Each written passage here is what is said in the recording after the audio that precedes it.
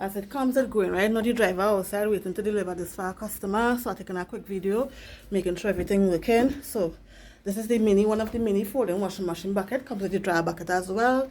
So I plug it on, it's working. Right, you see the lights. So let me try the different stuff.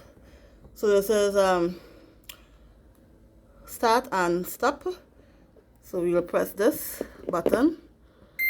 Right, as you see, it is spinning. Right, press number 10 for 10 minutes. Right, and it can also have 4 minutes.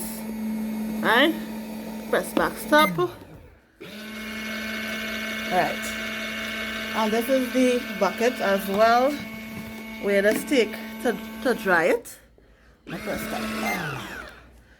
Alright, so this way it is dry it with. You press it down inside here, put in your clothes, press start again.